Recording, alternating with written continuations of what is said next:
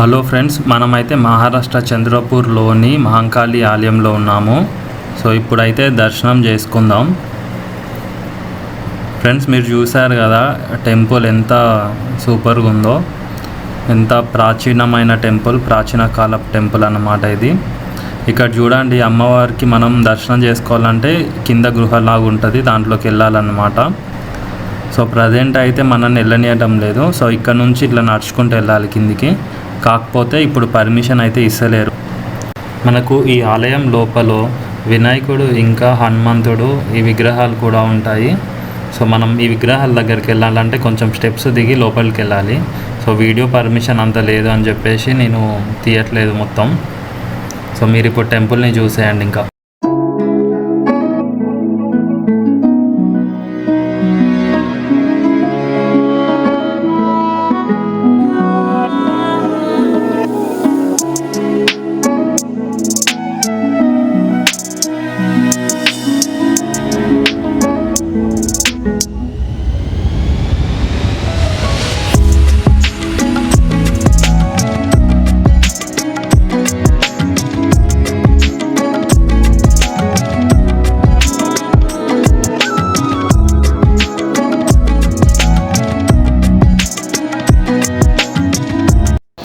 మా కొబ్బరికాయ చూడండి, ఎట్లాంటి కొబ్బరికాయ వచ్చిందో. కాయన వచ్చింది అనమాట, పైన అది పోయింది.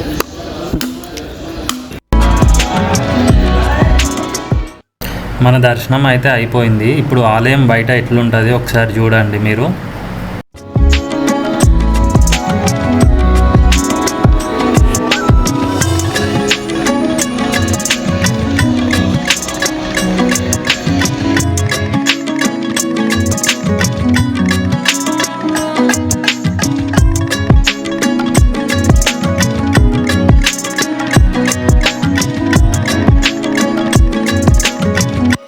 మనం ఈ ఆలయం ఎప్పుడు విజిట్ చేయాలంటే, ఎక్కువ స్పెషల్ ఏమన్నా పండుగలు ఉంటాయి కదా, ఇట్లా నవరాత్రి అట్లా. సో అలాంటి టైంలో వస్తే ఇక్కడైతే మంచిగా రద్దీ ఉంటుంది అన్నమాట.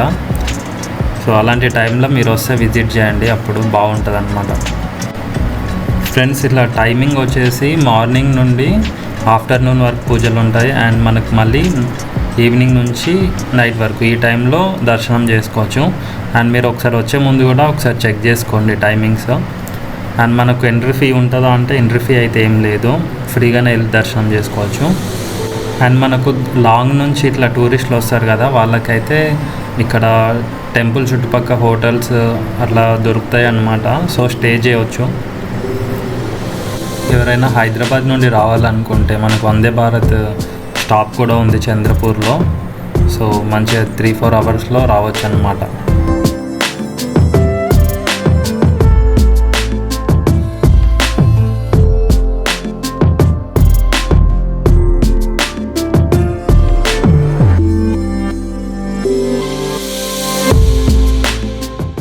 ఫ్రెండ్స్, మనకు టెంపుల్ దగ్గర ఇట్లా ఉంటుంది అన్నమాట షాప్స్.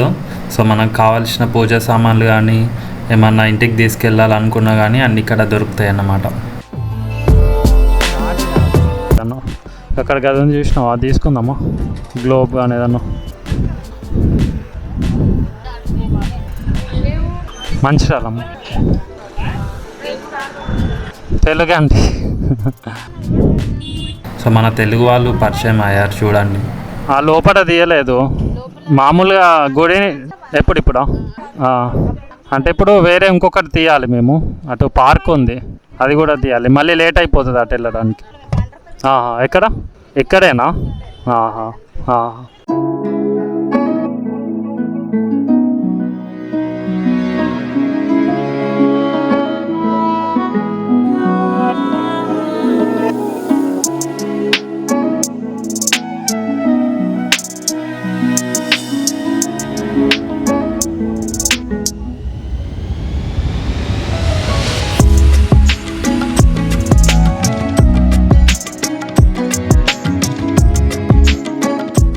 ఫ్రెండ్స్, నెక్స్ట్ వీడియో వచ్చేసి అంచలేశ్వర్ స్వామి టెంపుల్.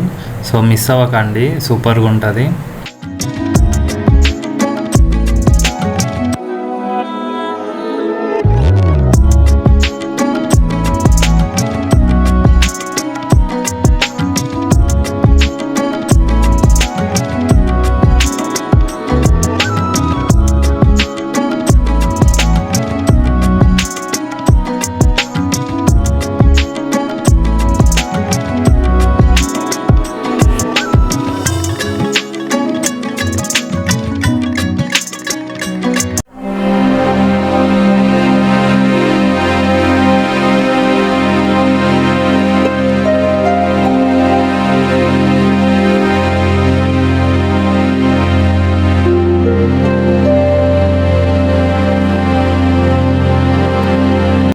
మన దర్శనం అయితే అయిపోయింది, ఎక్కువ జనాలు లేరు, అయిపోయింది. ఇది వచ్చేసి మనకి ఇక్కడ ఫుడ్ కుకింగ్ కానీ, అంటే దర్శనం దూరం నుంచి వస్తారు కదా, సో వాళ్ళు ఇక్కడ దర్శనం చేసుకొని కుకింగ్ చేసుకుంటారు అన్నమాట. సో దానికోసం ఇది ఇట్లా ఏర్పాటు చేసిళ్ళు. అండ్ ఇక్కడ సాత్రం కూడా ఉంది పైన, అంటే దూరం నుంచి వచ్చిన వాళ్ళు స్టే చేయడానికంట. సో ఇప్పుడు ఎగ్జిట్ అవుతున్నాం. మనకి ఇక్కడ చాలా షాప్స్ ఉన్నాయి.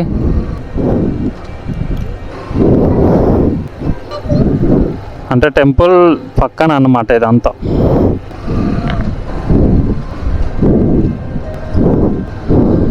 సూపర్, మంచి దర్శనం అయిపోయింది, సంతోషం.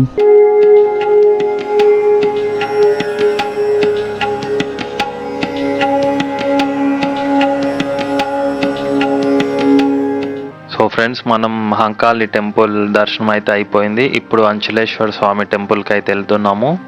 అండ్ ఈ వీడియో వచ్చేసి స్పెషల్ అన్నమాట, ఎందుకంటే ఈ వీడియోలో మనం 3 లాంగ్వేజెస్లో ట్రాన్స్లేట్ చేస్తున్నా ఈ వీడియోని. సో మిస్ కాకండి, చూడండి. అండ్ వీడియో నచ్చితే లైక్ చేయండి. Thank you. మన ప్రీవియస్ వీడియోస్ చూడకపోతే అయితే ఒకసారి చూడండి. చంద్రపూర్ కోట మరియు నగరం కథ. చంద్రపూర్ కోట మహారాష్ట్రలోని చంద్రపూర్ పట్టణంలో ఈరే మరియు జర్పట్ నదుల సంగమంలో ఉంది. 13వ శతాబ్దంలో గోండ్ రాజు ఖండ్క్య బల్లాల్ షా ఈ కోటను నిర్మించాడు. ఇది చంద్రపూర్ పట్టణంలోని పురాతన ప్రదేశాల్లో ఒకటి. చంద్రపూర్ నగర స్థాపన. కథనం ప్రకారం ఖండ్క్య బల్లాల్ షా తన శరీరంపై గడ్డలతో బాధపడేవాడు. ఒక పవిత్ర స్థలమైన జర్పట్ నది దగ్గరకు ఆయన మరియు రాణి వెళ్లారు. ఆ నదిలో నీటితో స్నానం చేసిన తరువాత రాత్రికి ఆయన బాగా నిద్రపోయాడు. ఉదయానికి అనేక గడ్డలు తగ్గిపోయాయి. ఆ స్థలానికి పవిత్రత ఉందని గుర్తించి రాజు ఆ నీటిపై ఒక శివాలయం నిర్మించాలనుకున్నాడు. దీనికి అంచలేశ్వర్ ఆలయం అని పేరు పెట్టారు. చంద్రపూర్ కోట నిర్మాణం తర్వాత రాజు ఆ పవిత్ర స్థలాన్ని చుట్టూ గోడలు మరియు ప్రధాన ప్రవేశ ద్వారాలతో కోటను నిర్మించమని ఆదేశించాడు. ఈ కోటలో జటపురా గేట్, బగడ్ కిడ్కీ, అంచలేశ్వర్ గేట్ వంటి 8 ప్రధాన ద్వారాలు ఉన్నాయి. ఇవి శత్రువుల నుంచి రక్షణ కోసం నిర్మించారు. కోట లోపలి భాగం. కోటలోని శివాలయం మరియు అంచలేశ్వర్ ఆలయం ప్రాచీన గోండ్ నాగరికతకు సంబంధించిన కళ, నిర్మాణ శైలులను చూపిస్తాయి. కోటలోని సరస్సుకు వైద్య శక్తులు ఉన్నాయని నమ్మకం. కోట గోడలపై మహాభారతం మరియు రామాయణం కథలను చెక్కిన శిల్పాలు ఉన్నాయి. ఈ కోట నిర్మాణం రాజ్యం యొక్క గొప్ప చరిత్రను తెలియజేస్తుంది. Inside the fort, there is a well-preserved Shiva temple and the Ankleshwar temple, showcasing the art and architectural style of the ancient Gond civilization.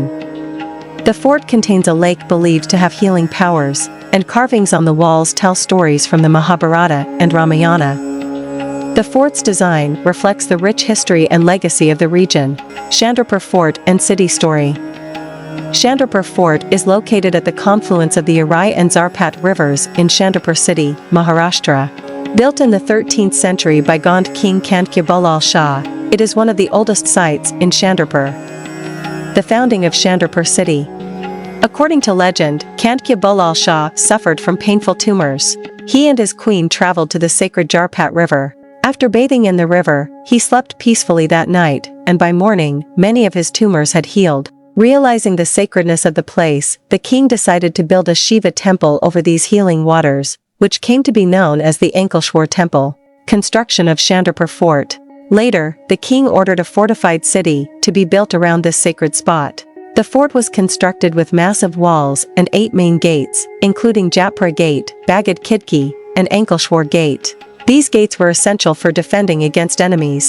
Chandrapur किला और नगर की कहानी। चंद्रपुर किला महाराष्ट्र के चंद्रपुर शहर में इराई और जारपट नदियों के संगम पर स्थित है। 13वीं शताब्दी में गोंड राजा खंडक्या बल्लाल शाह द्वारा निर्मित यह चंद्रपुर के सबसे पुराने स्थानों में से एक है। चंद्रपुर नगर की स्थापना। कहानी के अनुसार खंडक्या बल्लाल शाह को शरीर पर दर्दनाक गांठें थी। वे और उनकी रानी पवित्र जारपट नदी के पास गए। उस नदी में स्नान करने के बाद उस रात राजा को आरामदायक नींद आई और सुबह तक उनकी कई गांठें ठीक हो गईं। उस स्थान की पवित्रता को समझते हुए राजा ने वहां इन चमत्कारी जल पर एक शिव मंदिर बनवाने का निर्णय लिया, जिसे अंचलेश्वर मंदिर कहा गया।